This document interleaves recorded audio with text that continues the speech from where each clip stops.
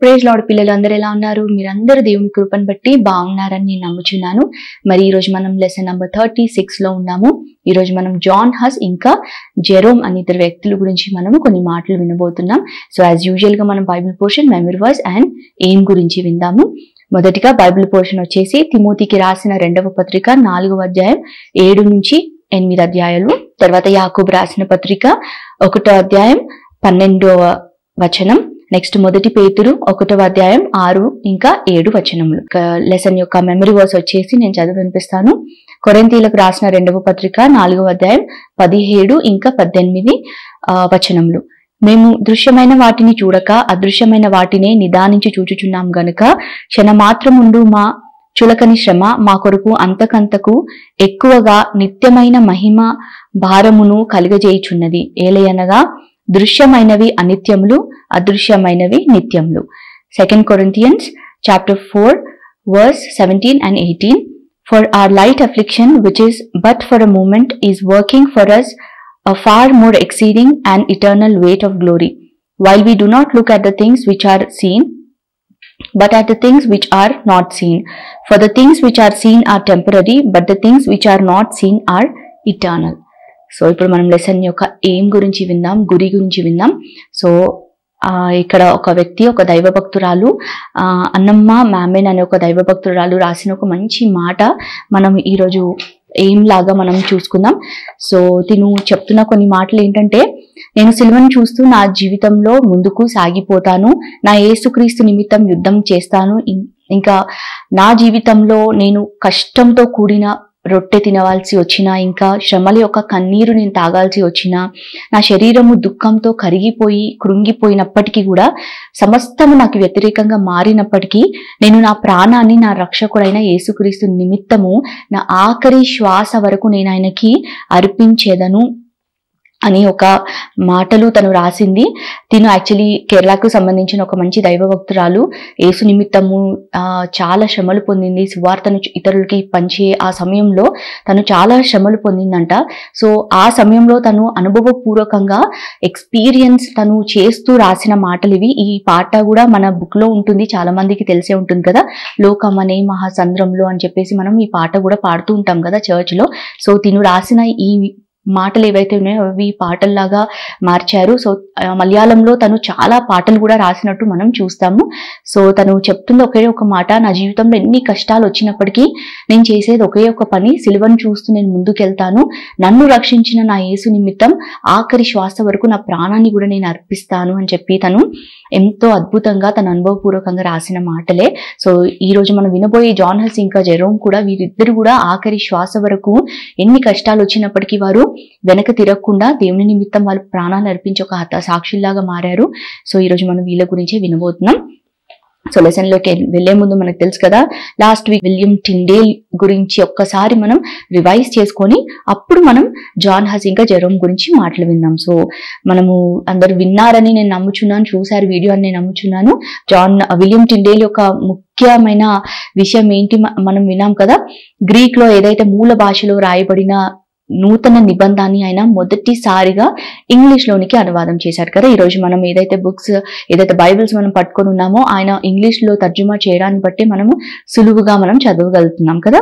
So ఈయనకి 2 బిరుదులు ఇచ్చారు, 2 టైటిల్స్ ఇచ్చారు కదా, మార్నింగ్ స్టార్ ఆఫ్ రిఫార్మేషన్ ఇంకా ఫాదర్ ఆఫ్ ఇంగ్లీష్ బైబిల్ అని చెప్పేసి 2 బిరుదులు కూడా ఈయనకి ఇచ్చినట్టు మనం చూస్తాం.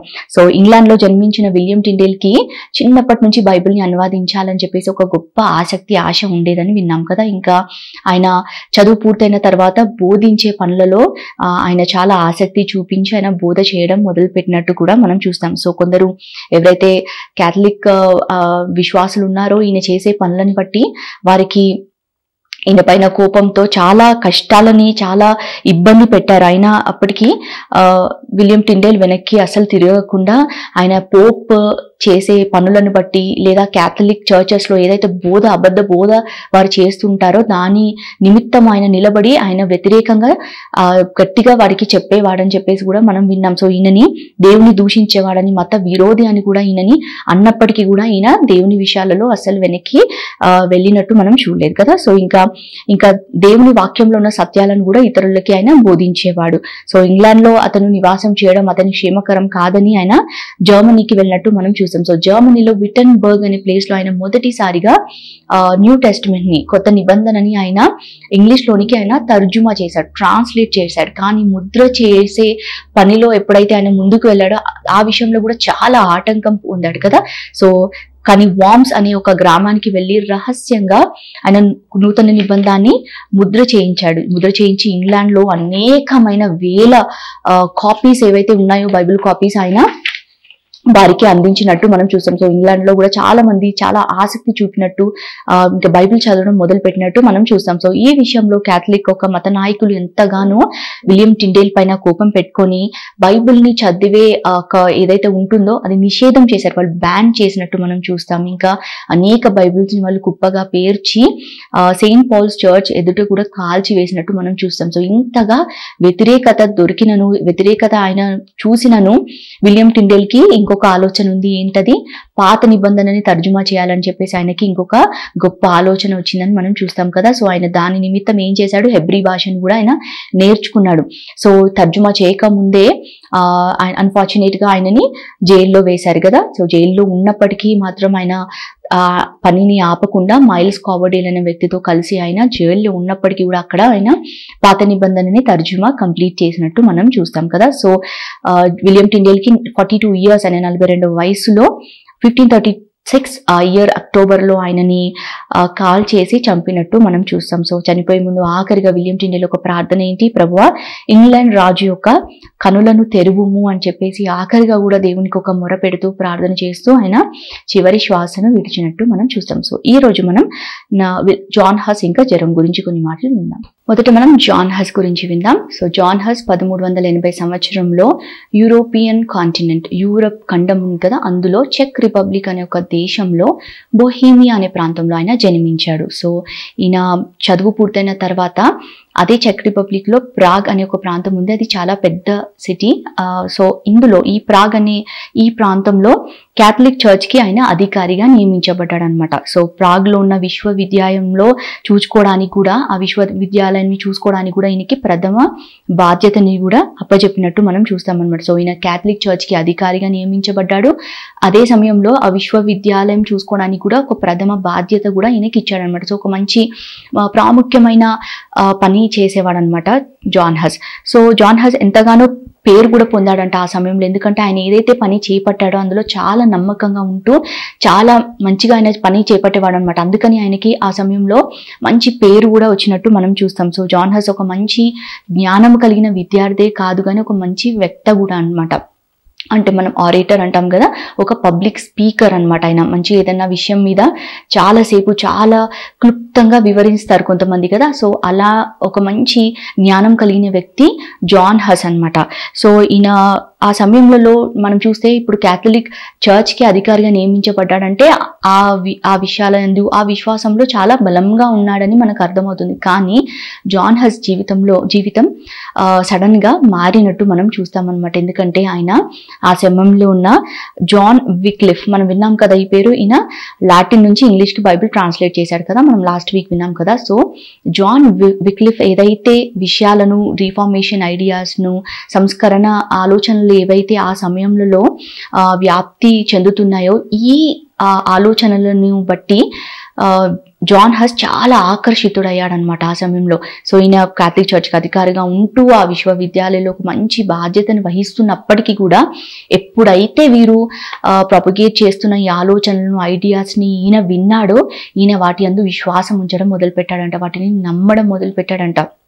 సో నిజమైన బైబిల్ సత్యాలను ఆయన ఎరిగి ఆయన వాటిపైన ఆకర్షితుడై ఇంకా మనకు తెలుసు కదా ఆ సమయంలో ఏం జరిగింది, మెయిన్గా ఇలాంటి ఐడియాస్ వాళ్ళందరూ చెప్తున్నప్పటికీ ఒకరినొకరు వాళ్ళు ఎంకరేజ్ చేస్తూ ఉన్నారు కదా, అవి వ్యాప్తి చెందడం చాలా ఎక్కువ అయిపోయింది ఆ సమయంలో. సో జాన్ హస్ కూడా ఇంకా అతని ఫ్రెండ్ ఇందాక మనం విన్నాం కదా జెరోమ్ కూడా ఈ జాన్ విక్లిఫ్ ఏదైతే ఐడియాస్ని ప్రొపగేట్ చేస్తున్నాడో వీటి అందు వాళ్ళు విశ్వాసం ఉంచుతూ ఇంకా వాటిని వ్యాప్తి చేపించడంలో చాలా యాక్టివ్గా ఉండేవాళ్ళు అనమాట ఆ సమయంలో.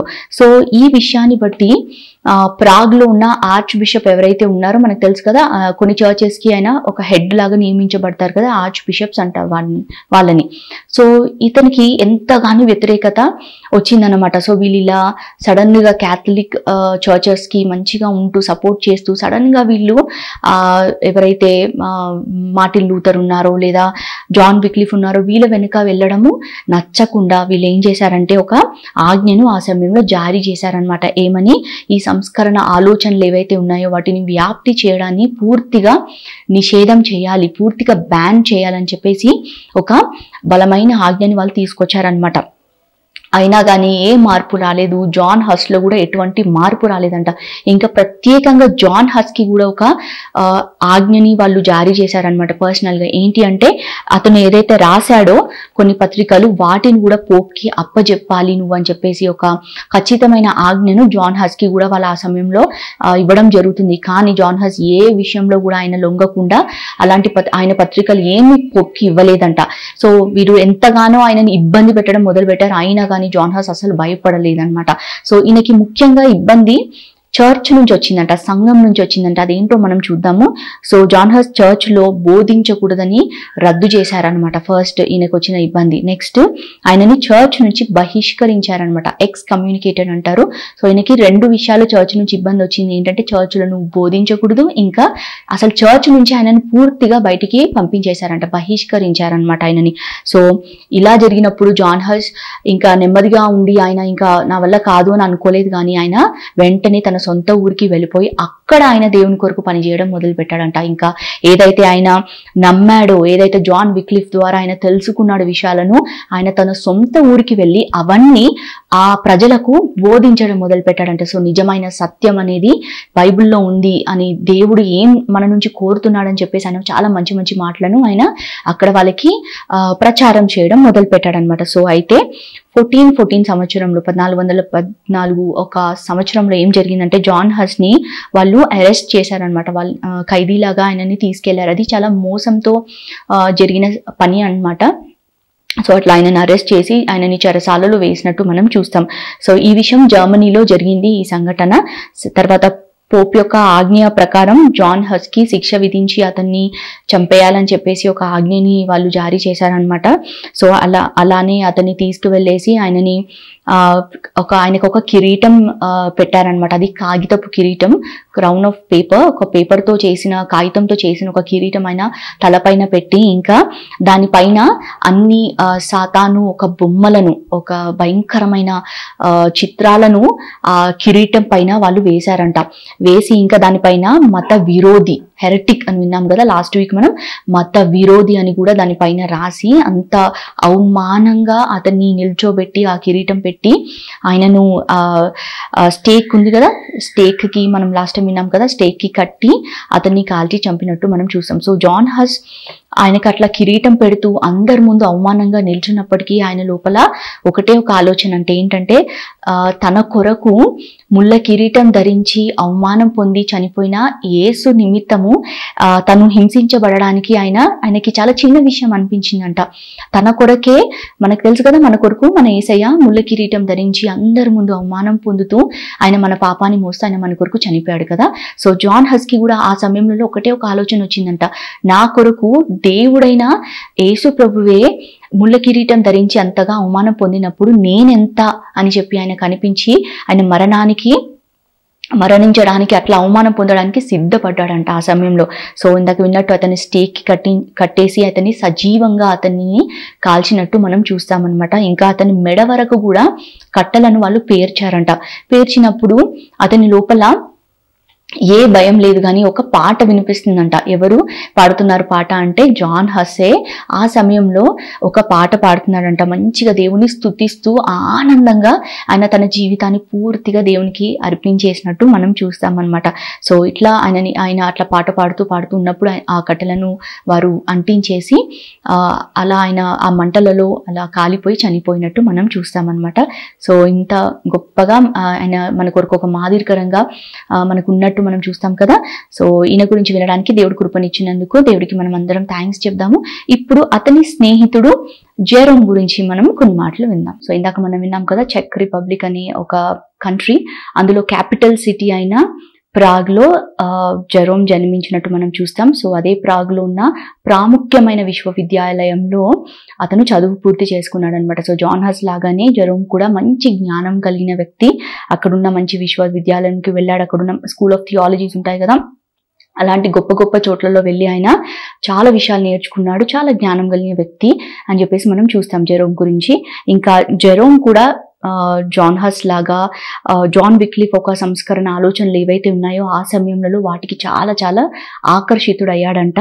ఇంకా అతను రాసిన ఏవైతే కొన్ని ఉంటాయో పుస్తకాలు, వాటిని జెరోమ్ తన సొంత భాషలో వాటిని అనువాదం కూడా చేసుకున్నాడంట. అంతగా అతను విశ్వసించి అంతగా వాటి యందు ఆయన నమ్మకం ఉంచినట్టు మనం చూస్తాము.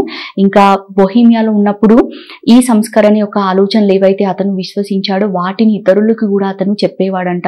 ఇతరులకి కూడా ఆయన వ్యాపింపజేశాడంట. అందులో కూడా ఆయన చాలా యాక్టివ్ గా ఉన్నాడు.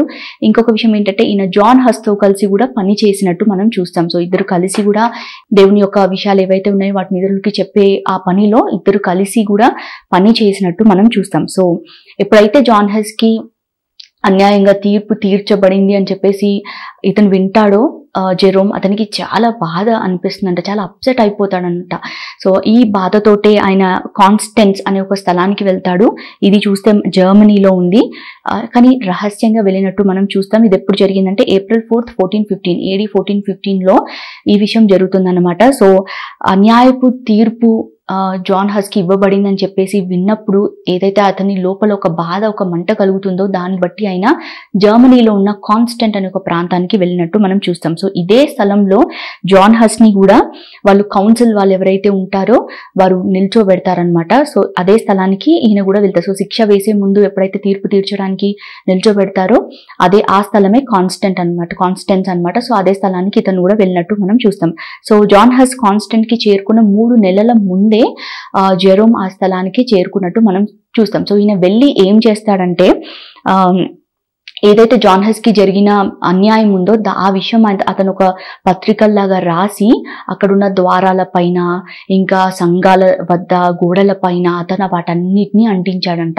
సో అతను ఈ లోపల ఏవైతే ఉన్నాయో ఆలోచనలు వాటిని దాచుకోకుండా అతను ధైర్యంగా అతను వాటన్నిటిని ముందు పెడుతున్నాడు అనమాట. సో అతనికి తెలుసు కదా, ఇట్లా జాన్ హస్ ఏ విషయంలోనైతే ముందుకు వెళ్తున్నాడు అదే విషయంలో జెరోమ్ కూడా ముందుకు వెళ్తున్నాడు. సో జాన్ హస్ కి శిక్ష వేస్తే జెరోమ్ కి కూడా తప్పకుండా శిక్ష వేస్తారని తెలుసు కదా. అయినప్పటికీ ఆయన ఏ మాత్రం భయపడకుండా అతనికి జరిగిన అన్యాయాన్ని బట్టి ఆయన ధైర్యంగా ముందుకు వెళ్ళి వాటన్నిటిని అలా అంటించాడనమాట. అంటించి ఆయన బొహీమియాకి తిరిగి వెళ్ళినట్టు మనం చూస్తాం. కానీ అతన్ని అక్కడికి వెళ్ళనివ్వకుండా సైనికులు ఏం చేశారంటే అతన్ని పట్టుకొని చెరసాలలో వేసినట్టు మనం చూస్తాము.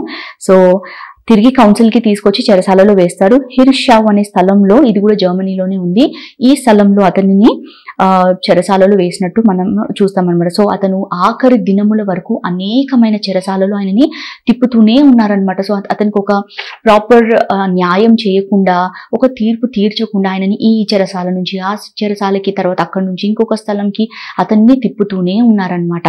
సో మనం చూస్తే చరిత్ర చెప్తుంది May 25, 1416 AD 1416లో ఆ సమయం నాటికి ఆయనని 340 దినములు చెరసాలలోనే ఉంచారనమాట. సో అన్ని దినములు ఆయన ఆల్మోస్ట్ ఒక ఇయర్ వరకు ఆయన చెరసాలలో బాధపడుతూనే వచ్చాడనమాట. సో ఒక తీర్పు లేకుండా, ఒక కరెక్ట్ ఆయనకి ఏం చెప్పకుండా ఆయనని చెరసాలలో తిప్పుతూ చాలా బాధ పెట్టినట్టు మనం చూస్తాం. తర్వాత జెరోమ్ ఒక మాట వారితో అంటాడు, ఏంటంటే నేను కన్ఫెస్ చేయాలనుకుంటున్నాను, నేను కొన్ని విషయాలందు ఒప్పుకోలు చేసుకోవాలనుకుంటున్నా అని చెప్పేసి అంటాడనమాట. అన్నప్పుడు వెంటనే అక్కడున్న అధికారులు అతనికి ఒక అనుమతి ఇస్తారనమాట.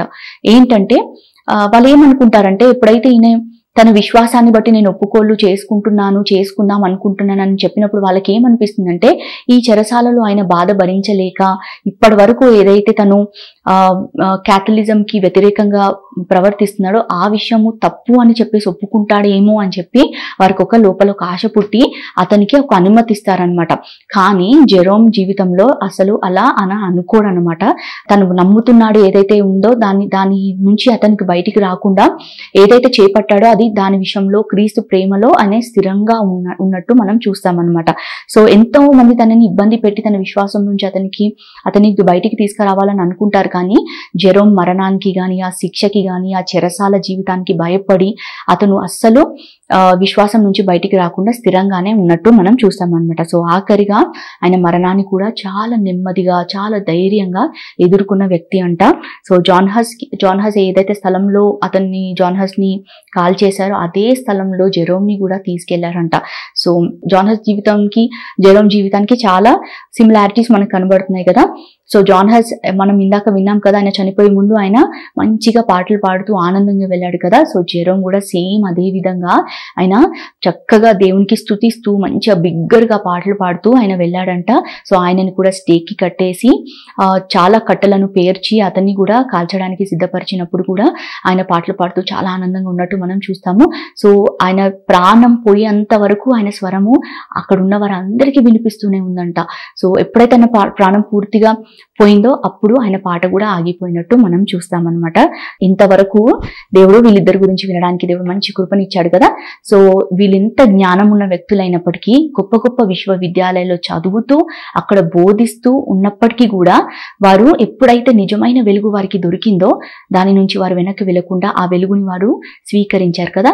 ఆ ఐడియాస్ ఏవైతే వాళ్ళు విన్నారో వాటిని జస్ట్ ఒక జ్ఞానం సంపాదించుకోవడానికి కాదు, కానీ అందులో ఉన్న నిజాన్ని వాళ్ళు యాక్సెప్ట్ చేశారు కదా. అది అంగీకరించడమే కాకుండా వాటిని ఇతరులకి కూడా వాళ్ళు బోధించినట్టు మనం చూస్తాం. సో ఆ సమయంలో మనం ఇందాక చాలా లాస్ట్ వీక్స్ నుంచి చాలా మంది గురించి మనం వింటూనే ఉన్నాం. ఎవరైతే క్యాథలిజంకి విరోధంగా నిలబడతారో వారికి ఒకటి మరణ శిక్ష కదా, కాల్చి చంపారు. వాళ్ళు అవన్నీ వింటున్నప్పటికీ కూడా ఏ భయం లేకుండా అంత జ్ఞానం ఉన్నప్పటికీ వాటన్నిటిని పక్కన పెట్టేసి యేసు నిమిత్తం నిలబడి ఆఖరిగా హతసాక్షులుగా మారినట్టు మనం చూస్తాం. ఇంతటితో మనం ఈ లెసన్ ని పూర్తి చేసుకున్నాం. అందరికీ అర్థమైందని నేను నమ్ముచున్నాను. సో ఈ లెసన్ తో మనము జూనియర్ క్లాస్ 5 ని కూడా కంప్లీట్ చేసుకున్నాం. ఇదే మన ఆఖరి లెసన్. సో మనం ఒక్కసారి మనం ఇప్పటి వరకు విన్న వారి గురించి మనం మొత్తం 31 మంది గురించి విన్నాం, 31 క్యారెక్టర్స్ గురించి విన్నాము. సో ఒక్కసారి మనం జస్ట్ రివైజ్ చేసుకున్నాము. మనం పాత నిబంధన గ్రంథం నుంచి మన పితరులు, మన 4 ఫాదర్స్ గురించి కొంతమంది గురించి మనం విన్నాం. వారిలో నోవహు, అబ్రహాము, యోసేపు, అహరోను, యెహోషువ గురించి విన్నాం. తర్వాత మనం 2 న్యాయాధిపతుల గురించి విన్నాము. వారిలో దెబోరా, సంసోను కదా. తర్వాత రాజుల గురించి మనం విన్నాము. అందులో సౌలు, సొలొమోను, రెహోబాము, ఆహాబు గురించి మనం విన్నాం. నెక్స్ట్ మనం ప్రవక్తల గురించి విన్నాము. వారిలో ఏలియా, దానియేలు, యోనా గురించి విన్నాం. తర్వాత ఒక రాణి గురించి కూడా మనం విన్నాం కదా, ఎస్తేరు రాణి. ఇప్పుడు మనం కొత్త నిబంధనలోకి వెళ్దాం. మనం కొత్త నిబంధనలో మొదటి వ్యక్తి బాప్తిజం ఇచ్చి యోహాను గురించి మనం విన్నాము. తర్వాత మన ప్రభు అయిన యేసుక్రీస్తు గురించి విన్నాము. తర్వాత క్రీస్తు నిమిత్తం హతసాక్షి అయిన మొదటి వ్యక్తి స్టెఫెన్ గురించి మనం విన్నాం. తర్వాత అర్మతయ్య, యోసేపు, తర్వాత యేసు యొక్క శిష్యులు, డిసైపుల్స్, ఇంకా అపోస్తులు అయిన వారి గురించి విన్నాం. 2 గురించి విన్నాం. అందులో పేతురు, తోమా గురించి విన్నాం. తర్వాత కొర్నేలి కదా, ఆయన ఒక జెంటైల్, ఆయన ఎలా దేవుని గురించి తెలుసుకున్నాడు అని చెప్పేసి అతని గురించి విన్నాం. తర్వాత ఆఖరిగా హతసాక్షుల గురించి మనం వింటూ వస్తున్నాం లాస్ట్ వీక్ నుంచి. అందులో Perpetua, Saint Sebastian, William Hunter, Thomas Cranmer, Geronimo, Rawlins White, William Tyndale. ఈ రోజు మనం విన్న జాన్ హస్ అండ్ జెరోమ్ గురించి మనం విన్నాం. సో మొత్తం 31 మంది గురించి దేవుడు, బైబిల్లో ఉన్న వారి గురించి, బైబిల్లో లేని వారి గురించి కూడా దేవుడు మనం తెలుసుకోవడానికి చాలా కృపనిచ్చాడు కదా. ఎంతో మంది లోకంలో ఉన్నారు, వారికి ధన్యత లేదు. దేవుడు మనకి కృపనిచ్చాడు. అందుకు దేవునికి చాలా కృతజ్ఞతాస్తుతులు మనం చెల్లించాలి. జస్ట్ వినడమే కాకుండా వీరి నుంచి దేవుడు మనకేం నేర్పించాలనుకుంటున్నాడో మెయిన్గా అది మనం నేర్చుకొని మన జీవితంలో అది మనం ప్రాక్టీస్ చేయాలి. దాని లాగా మనం నడవాలని దేవుడు కోరుకుంటున్నాడు కదా. మనము ఈ లెసన్స్ ని విని మనం ఎగ్జామ్స్ రాసి మంచి మార్క్స్ తెచ్చుకోవాలని దేవుడు కోరుకోవట్లేదు కదా. వీళ్ళ నుంచి ఏదైతే మనం మంచి నేర్చుకున్నామో, లేదా కొందరి గురించి కూడా మనము ఆహాబ్ గురించి ఫర్ ఎగ్జాంపుల్ తీసుకుంటే అతను చేసిన కొన్ని చెడు పనుల నిమిత్తం దేవుడు ఎలా శిక్షించాడో కూడా మనం నేర్చుకున్నాం కదా. సౌలు జీవితంలో కూడా మనం నేర్చుకున్నాం కదా. సో ఏదైతే తప్పు చేస్తే ఏం జరుగుతుందో, దేవుడి చిత్తానికి లోబడితే ఏం జరుగుతుందో, ఇలా చాలా విషయాలు మనం నేర్పించాడు కదా. అవన్నీ కూడా మన జీవితంలో మనము అమలు చేసుకోవాలి, అవన్నీ ప్రాక్టీస్ చేయాలనే దేవుడు మనలో నుంచి కోరుకుంటున్నాడు కదా. సో దేవుడు చిత్త ప్రకారమే మనం నడుద్దాము. ఇంకా ప్రార్థనలో కూడా మంచిగా బైబిల్ చదవడంలో కూడా మనం ముందుకు వెళ్ళి దేవుణ్ణి చాలా సంతోషపెట్టి చాలా మహిమపరుద్దాము. సో ఇంతవరకు దేవుడు కాపాడినందుకు మరొకసారి వందనాలు చెల్లిస్తూ ఈ సెషన్ని మనం ముగించుకుందాం. ఒక చిన్న ప్రేయర్ చేసి మనం ముగించుకుందాం. నాతో పాటు అందరూ ఏకీభవించండి. పరలోకమందున మా తండ్రి, ఇంతవరకు మాకు తోడుగా ఉన్నాడు ప్రభా. ఒక 1 year నుంచి ప్రభా మేము ఈ సెషన్స్ని మేము దేవా చెప్పుకుంటున్నాం ప్రభా. వాటన్నిటిలో మీరు మాకు తోడుగా ఉండి మీ ఆత్మ యొక్క సహాయం మీరు ఇచ్చి మీరు నడిపించినందుకు మేము చాలా కృతజ్ఞతాస్తుతులు మీకు చెల్లిస్తున్నాం ప్రభా. ఈ లెసన్స్ ద్వారా ప్రభా, ఈ వ్యక్తుల ద్వారా మీరు మాకు ఏం బోధించాలనుకుంటున్నారో, మేము ఏ విషయాలలో సరి చేసుకొని ప్రభా ఇక ముందు మా జీవితాలలో మీకు మహిమార్థమై వాడబడాలో ప్రభా, వాటన్నిటి విషయాలలో మాకు ప్రభా మీరే నడిపించండి. మంచి జ్ఞానం, జ్ఞాపక శక్తినిచ్చి ప్రభా స్తోత్రము. మీకు ఇష్టకరంగా మేము బ్రతకడానికి ఏ చోటులో మేము వెళ్తున్నా, ఎక్కడ చదువుతున్నా, ఏ ఉద్యోగం చేస్తున్నా, ఎక్కడున్నప్పటికీ ప్రభా మీకు సాక్షులుగా మేము ఉండడానికి మీరు మాకు మీ బలమైన ఆత్మని మీరు మాకు అందించి మీ మహిమార్థమే మమ్మల్ని వాడుకోనమని యేసయ్య అతి పరిశుద్ధ నామములో బతిమలాడి వేడుకుంటున్నాను పరమ తండ్రి. ఆమెన్.